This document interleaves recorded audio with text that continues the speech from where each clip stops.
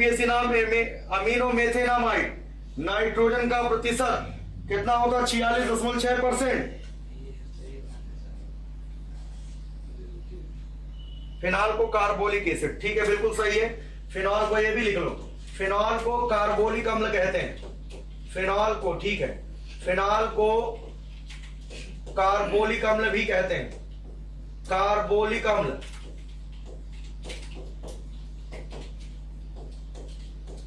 ठीक है, ठीक है, फिनॉल को कार्बोलिक अम्ल भी कहते हैं, ये भी ध्यान रखना, फिनॉल को कार्बोलिक अम्ल कहते हैं। ये इतनी बातें नोट कर लो सब लोग, यूरिया से संबंधित ये सारे पॉइंट्स हैं, ठीक है, क्लियर है सभी को। फिर वही आगे सूत्र, ग्लूकोज का सूत्र लिख चुके हो, ठीक है, ग्लूकोज फ्रक्टोज दोनों का सूत्र सेम रहता है, बस दोनों में क्रियात्मक समूह अलग अलग होता है। ग्लूकोज में एल्डिहाइड होता है, फ्रक्टोज में कीटोन होता है, दोनों एक दूसरे के क्रियात्मक समूह समावयी होते हैं, क्रियात्मक समूह समावयी, ठीक है। ग्लूकोज का सूत्र नोट कर लो, फ्रक्टोज का भी यही होता है, ठीक है। मंड या स्टार्च का सूत्र ये नोट कर लो, C6H10O6, एथिल अल्कोहल, ये सब याद है, एथिल अल्कोहल एथेनॉल, ये एथेनॉल हो जाएगा, ठीक है, ये एथेनॉल होता है, ठीक है, एथिल अल्कोहल या एथेनॉल इसको कहते हैं। C2H5OH हो जाएगा, C2H5OH को ऐसे भी लिखा जा सकता है, CH3CH2OH, है ना, ये हो गया एथिल अल्कोहल, ऐसे इसको लिख सकते हैं, CH3O इधर कर दो और CH2 और H मिलकर के CH3, ठीक है, ये डाई मेथिल ईथर है, ये डाई मेथिल ईथर है, ये एथेनॉल है, दोनों क्रियात्मक समूह समावयी है, एक बार नोट करा चुके हैं, दोनों क्रियात्मक समूह समावयी, दोनों क्रियात्मक समूह समावयी, ठीक है, एथेनॉल और डाई मेथिल ईथर, ये डाई मेथिल ईथर दोनों क्रियात्मक समूह समावयी है।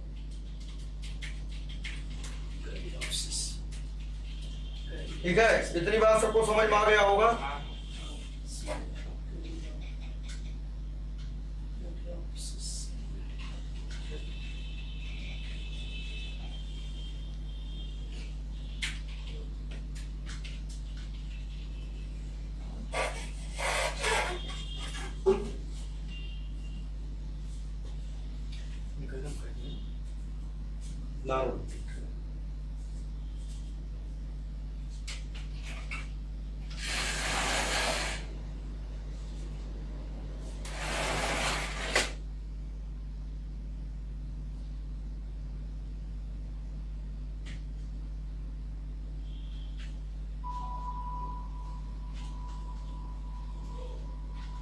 ठीक है,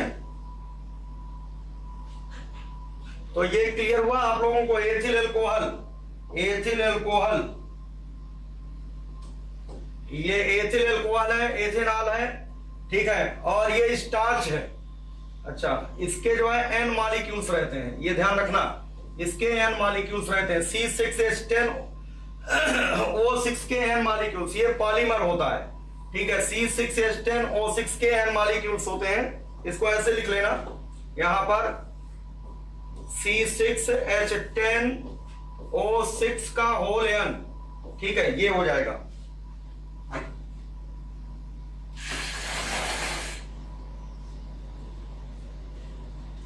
C6H10O, ये 5 है, अरे भाई इसको करेक्शन करो जरा, O5, C6H10O5 का होल एन, ये लिख लीजिए, C5, ये नोट कर लेना, यहां करेक्शन कर लेना, C6H10 जो लिखा है C6H10O5 का होल एन, यहां पर होल एन रहेगा, ठीक है, ये पॉलीमर होता है, ठीक, इसको नोट कर ले सभी लोग, यहां पर 5 रहेगा, C6H10O5 का ऐसे होल एन,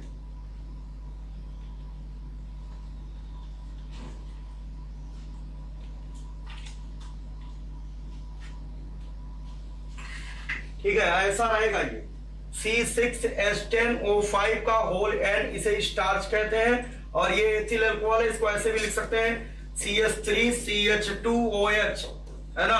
और इसका क्रियात्मक समूह समा वही हमने बताई दिया आप लोगों को, ठीक है।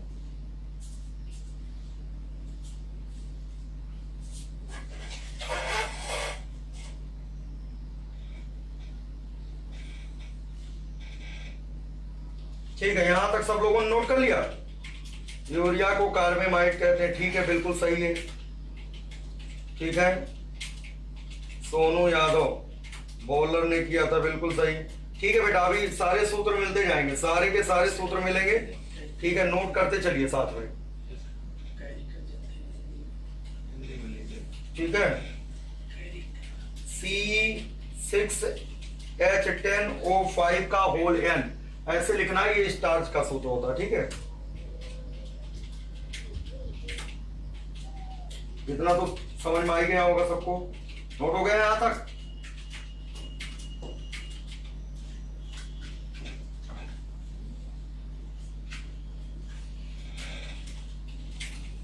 ठीक है, हाँ। अब देखो सिरका, सिरका का मतलब होता है सिरके का अम्ल, इसे कहते हैं सिरके का अम्ल, सिरके का अम्ल। विनेगर अम्ल होता है सिरके का अम्ल, CH3COOH, सिरके का अम्ल होता है CH3COOH, है ना। एसिटिक अम्ल इसको कहते हैं, एसिटिक अम्ल, ये एसिटिक अम्ल होता है। इसका आईयूपीएसी नाम है एथेनोइक अम्ल, एथेनोइक अम्ल हो जाएगा, ये एथेनोइक अम्ल होता है, एसिटिक अम्ल, ठीक है। यहां पर सिरके का अम्ल या एसिटिक अम्ल या एथेनोइक अम्ल, सबका सूत्र होता है CH3COOH, ठीक है। और ये तो बता ही चुके हैं, संगमरमर, मार्बल या चूना पत्थर, खड़िया, कैल्शियम कार्बोनेट, CaCO3, ये चीज आप लोग नोट कर चुके हो। संगमरमर, मार्बल, चूना पत्थर, खड़िया, कैल्शियम कार्बोनेट, CaCO3 होता है, CaCO3 होता है, कैल्शियम कार्बोनेट, ठीक है। जिप्सम, अभी हमने प्लास्टर ऑफ पेरिस बताया था, CaSO4.12H2O, CaSO4.12H2O, यहां पर CaSO4.2H2O, CaSO4.2H2O जो होता है जिप्सम होता है, ये जिप्सम है। और एक सॉल्ट का भी नोट कर लो, एप्सम लवण, एप्सम सॉल्ट क्या हो जाएगा, MgSO4.7H2O, ये एप्सम लवण का सूत्र है। मैग्नीशियम सल्फेट है, ये MgSO4 है, मैग्नीशियम सल्फेट, 7 अणु पानी, इसको बोलते हैं एप्सम साल्ट, इसको कहते हैं एप्सम साल्ट, ठीक है।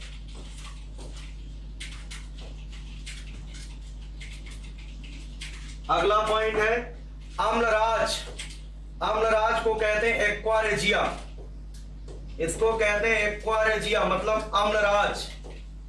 अम्लराज जो होता है नाइट्रिक अम्ल और HCl का मिश्रण होता है। अब जैसे यहां पर देखो 3 लिखा है और यहां कुछ नहीं तो 1 समझेंगे, ठीक है। तो यहां से ऐसा लगता है 3 और 1, लेकिन ऐसा नहीं है, ये 1 भाग होता है HNO3 और 3 भाग होता उल्टा है। यहां 3 लिखा जबकि ये 3 भाग होता है, 1:3 का मिश्रण, है ना, 1:1 भाग, ध्यान दो, 1 भाग HNO3 प्लस 3 भाग HCl, 3 भाग HCl, इसे कहते हैं एक्वारेजिया, इसे अम्लराज कहते हैं। 1 भाग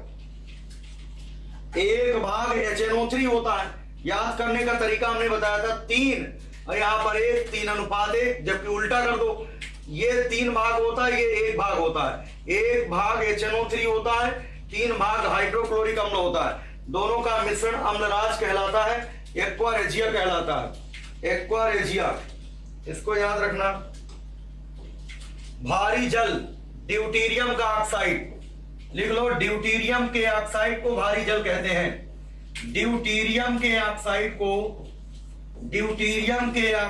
को भारी जल कहते हैं, ड्यूटीरियम के ऑक्साइड को भारी जल कहते हैं।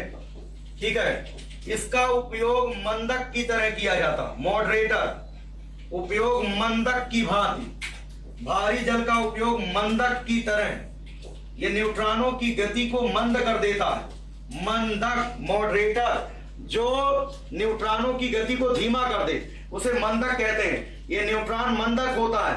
ठीक है, वैसे सामान्य जल जो होता है, जो साधारण जल होता है H2O, इसका अणुभार जो होता है 2 हाइड्रोजन का 2 होगा और ऑक्सीजन का 16 2 18 होता है। लेकिन भारी जल का जो अणुभार होता है 20 होता है। भारी जल का अणुभार, भारी जल का अणुभार जो होता है वो 20 होता है। ठीक है, भारी जल की खोज यूरे व वासवर्न द्वारा, एक बार नोट करा चुके, यूरे व वासवर्न द्वारा खोज की गई भारी जल की। तो भारी जल होता है ड्यूटीरियम का ऑक्साइड D2O। ठीक है, इसका जो है जो अणुभार होता है वो 20 होता है, जबकि सामान्य जल का 18 होता है, ड्यूटीरियम ऑक्साइड। ठीक है, D2O।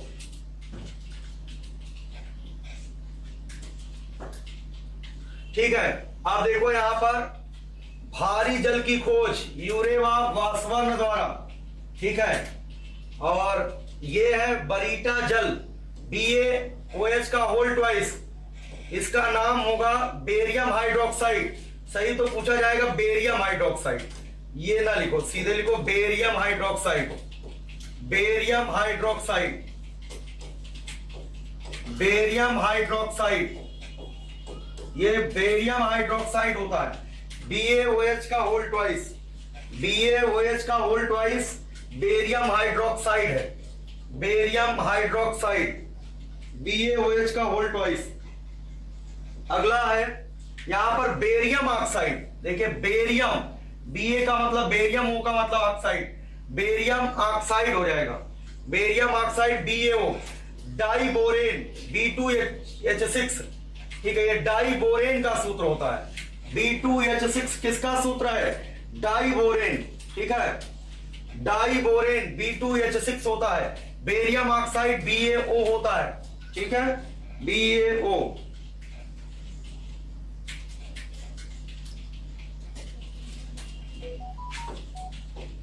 ठीक है, कार्बोरंडम पूछा जा सकता है। सिलिकॉन कार्बाइड, इसको कहते हैं silicon carbide. Silicon carbide note करते चलना, PDF ना मांगना, धीरे धीरे बता रहे हैं, नोट करो। कार्बोरंडम, सिलिकॉन कार्बाइड को, सिलिकॉन कार्बाइड को कार्बोरंडम कहते हैं। SiC, सिलिकॉन कार्बाइड को कार्बोरंडम कहते हैं। ठीक है, इंपॉर्टेंट है ये। सिक्का धातु में पूछा जाता है कि कौन सी धातुएं सिक्का धातुओं के अंतर्गत आती हैं। यहां पर कॉपर है, सिल्वर है, गोल्ड है। Copper, silver, gold. ये Cu का मतलब तांबा, Cu का मतलब होता तांबा, मतलब कॉपर। Ag का मतलब होता सिल्वर, चांदी। ठीक है, चांदी। और Au का मतलब सोना, गोल्ड, ये गोल्ड होता है। तो Cu, Ag, Au ये होता सिक्का धातुएं, ये होती है क्वाइनेज मेटल। इनको बोलते हैं क्वाइनेज मेटल या सिक्का धातुएं। क्वाइनेज मेटल का मतलब होता सिक्का धातुएं। ठीक है, कैलोमल Hg2Cl2, कैलोमल Hg2Cl2 और कोरोसिव सब्लिमेट का सूत्र है HgCl2। ठीक है, calomel Hg2Cl2, corrosive sublimate HgCl2। Calomel क्या होता है? Hg2Cl2।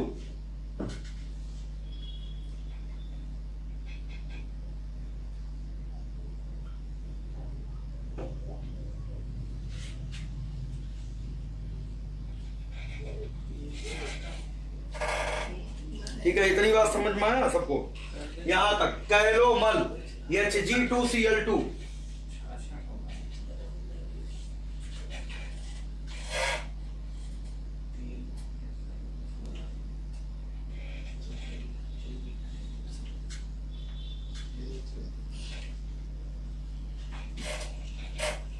ठीक है, मर्क्यूरस क्लोराइड, इसको लिख लो मर्क्यूरस क्लोराइड, ये होगा मर्क्यूरस क्लोराइड। ठीक है, कैलोमल का मतलब होता है मर्क्यूरस क्लोराइड Hg2Cl2, Hg2Cl2 का मतलब होता है मर्क्यूरस क्लोराइड, और ये होता है मर्क्यूरिक क्लोराइड, ये होता है मर्क्यूरिक क्लोराइड, ये मर्क्यूरिक क्लोराइड होता है, mercuric chloride, corrosive sublimate HgCl2 mercuric chloride, और कैलोमल मर्क्यूरस क्लोराइड, जो मर्क्यूरस क्लोराइड होता है उसको कैलोमल कहते हैं, जो मर्क्यूरिक क्लोराइड होता है उसे कोरोसिव सब्लिमेट कहते हैं। सूत्र होता है इसका कोरोसिव सब्लिमेट का HgCl2, और जो है कैलोमल का होता है Hg2Cl2, ये दोनों याद रखना, दोनों नोट कर लो, कैलोमल मर्क्यूरस क्लोराइड और corrosive sublimate mercuric chloride HgCl2 हो जाएगा।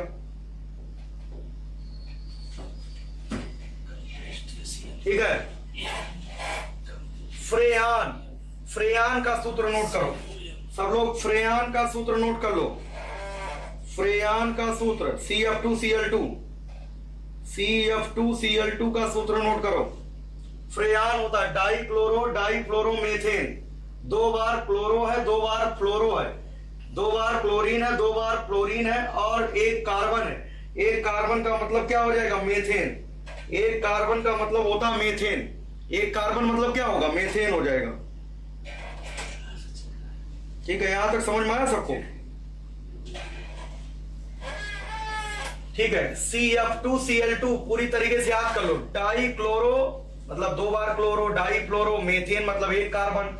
ठीक है, फेंटान अभिकर्मक H2O2 प्लस FeSO4, H2O2 और H2O2 का मतलब क्या है हाइड्रोजन परऑक्साइड, H2O2 का मतलब होता है हाइड्रोजन परऑक्साइड,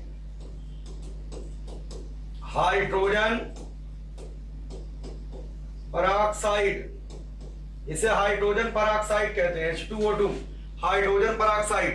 तो हाइड्रोजन परऑक्साइड और FeSO4 फेरस सल्फेट दोनों का मिश्रण जो है फेंटान अभिकर्मक कहलाता है, इसे फेंटान अभिकर्मक कहते हैं। समझ गए बात कि नहीं? और रेफ्रिजरेटर में फ्रेयान गैस भरी जाती है, प्रशीतक में या रेफ्रिजरेटर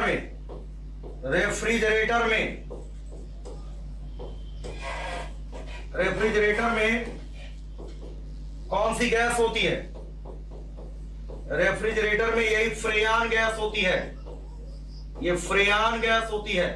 रेफ्रिजरेटर में कूलिंग के लिए फ्रेयान गैस रहती है, ये ध्यान रखना, रेफ्रिजरेटर में फ्रेयान गैस होती है।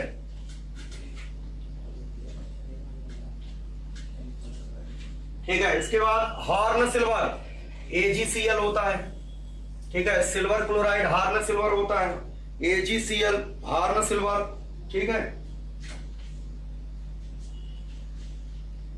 अगला है, ठीक है, यहां पर जो है कार्बन डाइऑक्साइड, देखिए सूखी बर्फ किसे कहते हैं? शुष्क बर्फ, ये नहीं रहेगा यहां पर। सूखी बर्फ का मतलब होता है ठोस कार्बन डाइऑक्साइड, ठोस कार्बन डाइऑक्साइड को शुष्क बर्फ कहते हैं, ठोस कार्बन डाइऑक्साइड को शुष्क बर्फ कहा जाता है, ठोस कार्बन डाइऑक्साइड को शुष्क बर्फ कहा जाता है। ठीक है, ठोस कार्बन डाइऑक्साइड को, ये ठोस यहां पर रहेगा नहीं, ठीक है, शुष्क बर्फ मतलब ठोस कार्बन डाइऑक्साइड, ठोस CO2 जो होता है उसे कहते हैं शुष्क बर्फ।